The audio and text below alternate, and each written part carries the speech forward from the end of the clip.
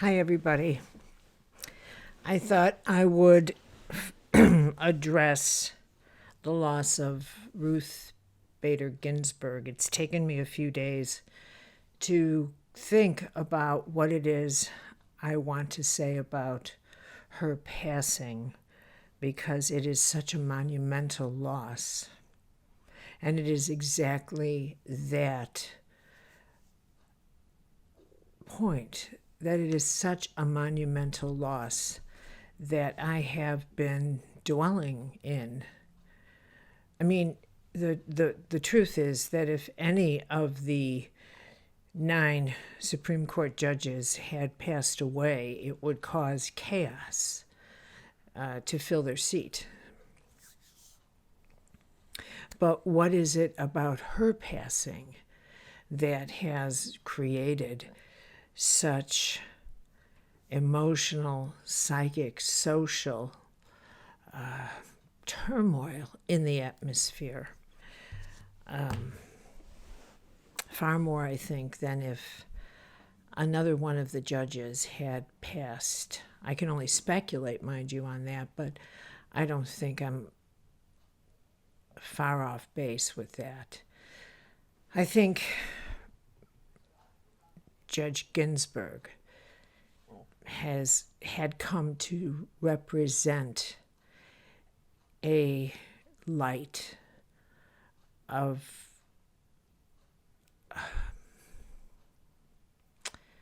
righteousness. She passed away on a day of righteousness. And not surprisingly, divinely synchronistically.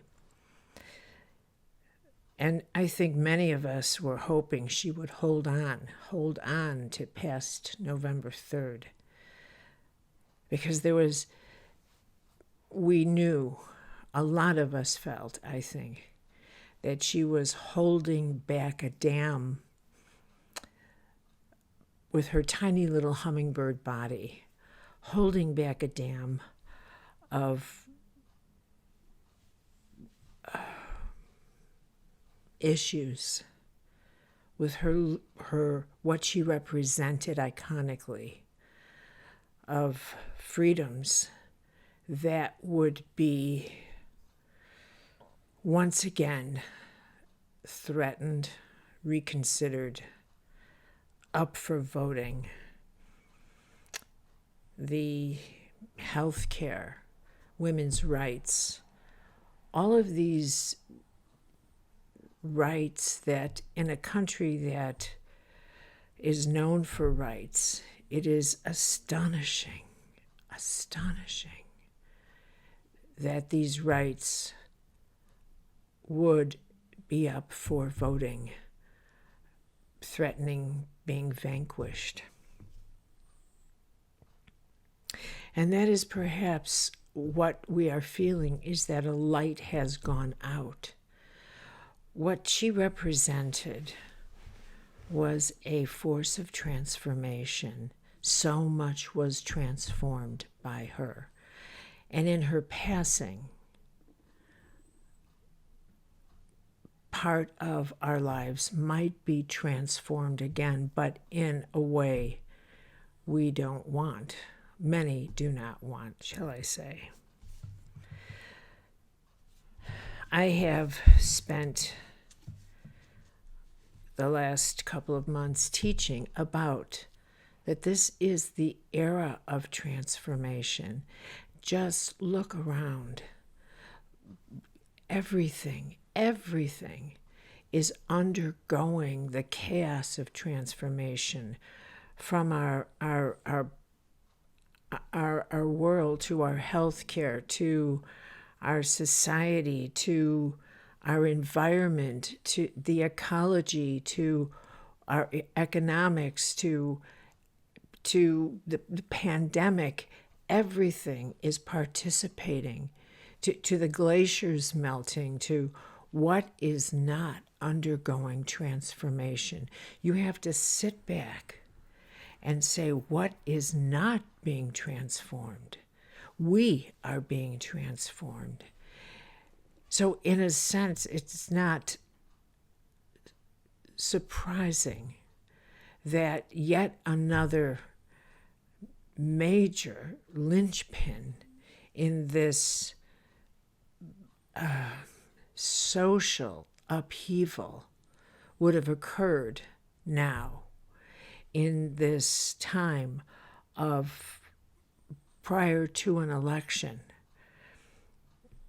in which the whole issue is rise up and vote, transform your world through the means that you have. Pay attention to what is at stake. And that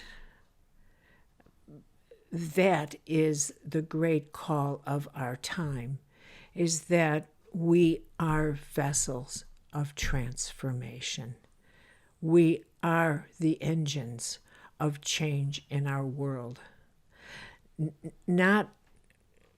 We are each person so very powerful. I never realized how powerful every person is until I became a medical intuitive and became fascinated with healing and really began to understand how every choice we make sets into motion consequences in our lives that spin off consequences.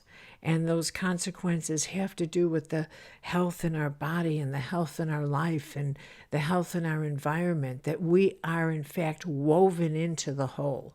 We can't see this, but somehow we do feel it. Somehow we know that. And it's that reason, how many times I've had conversations and I've been with people who are phobic about making a choice. I can't make choices. Well, maybe I'll do this and maybe I'll do that, but I can't make a choice. I need more research. I just don't know. And I would think, at the obvious, they think, well, what if I make the wrong choice? What if I make the wrong choice? What is the wrong choice? I don't understand. What is the wrong choice? And then I finally realized it's really not about the wrong choice.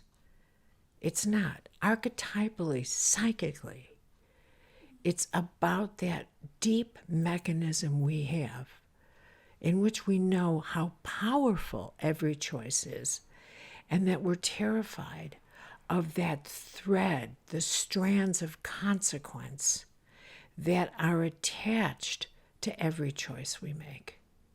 That's what we're terrified of. And that we are really afraid not of how powerless we are, but of how powerful we are. That every choice is this profound act of transformation. One of the most challenging things to communicate in the world of mystical truths is that, we are it. What is in one is in the whole. What happens to one happens to all.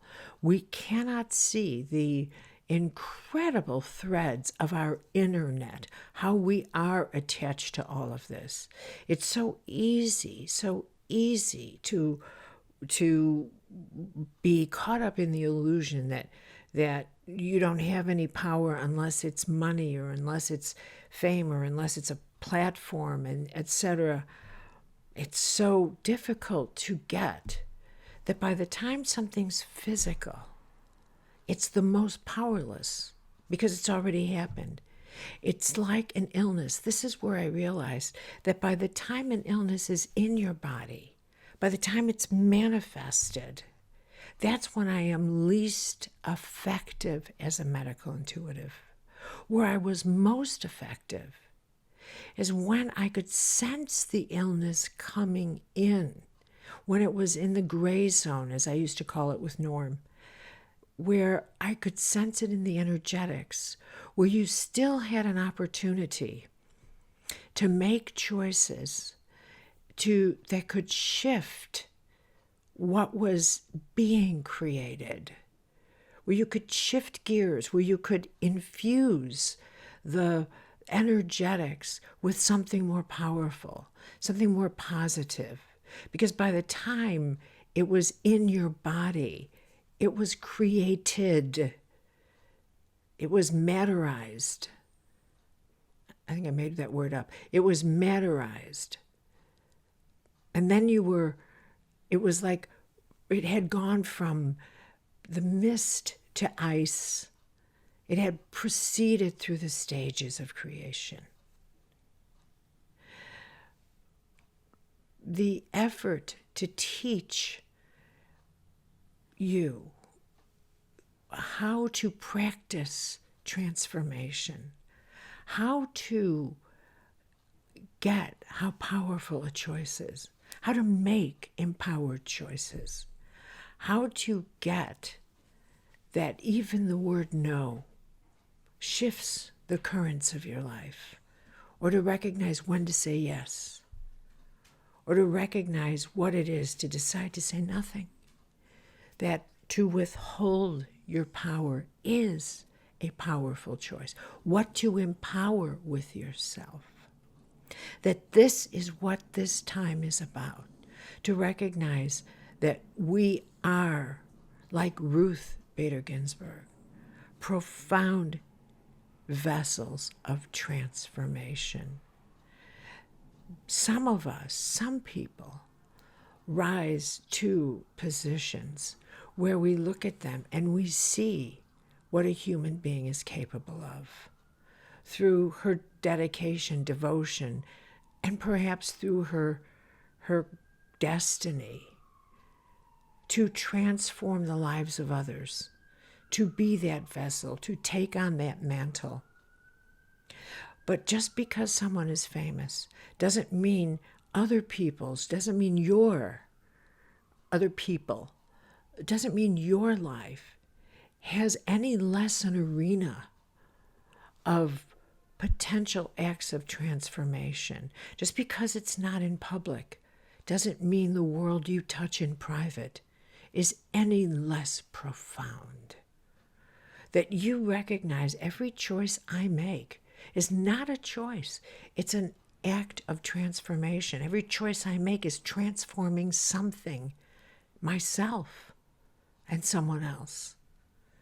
That a yes or a no or a choice to say thank you, to respect someone, is a profound act of recognizing the value of another human being. That to live in the consciousness of I am always transforming something. I transform the world that I live in by how I decide to see it, and therefore act from that place.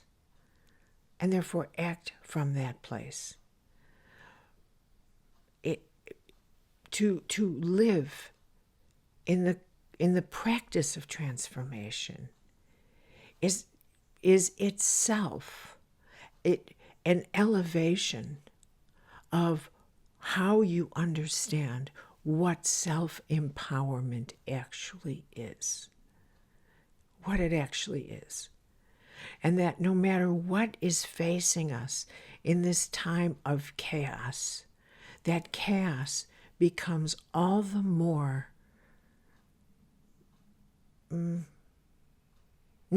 all the less threatening, because it's something you can handle. It's something you can transform. That is what we're doing here. That is what we're doing here. That is what this moment is about. And so when we look at someone like Ruth Bader Ginsberg or other people who have gone before us, and we felt their light go out, we felt that because they had so transformed our lives. But no less is the challenge to all of us, to all of you now, because that's what this moment is about. That's what these decades have been about of spiritual teachings pouring into us. It has been about this time. This time. This is what transformation is. To move from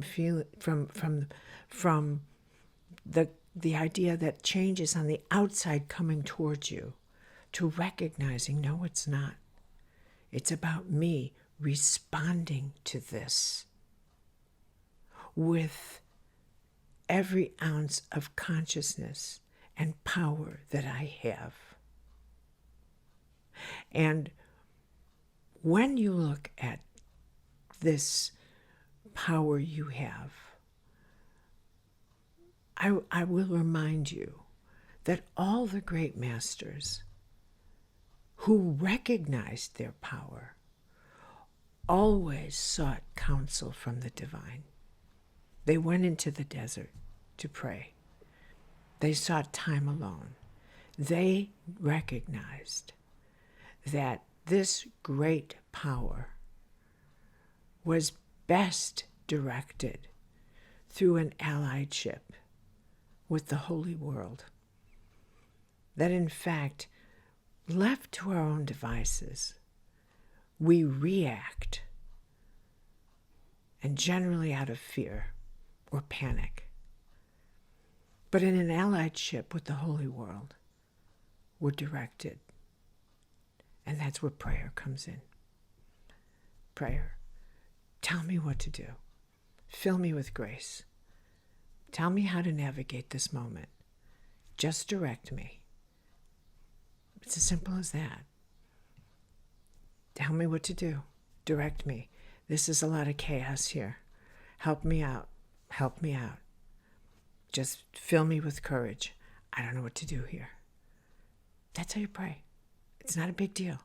It's just get me some badass grace right now, because this is a serious situation. Keep me centered.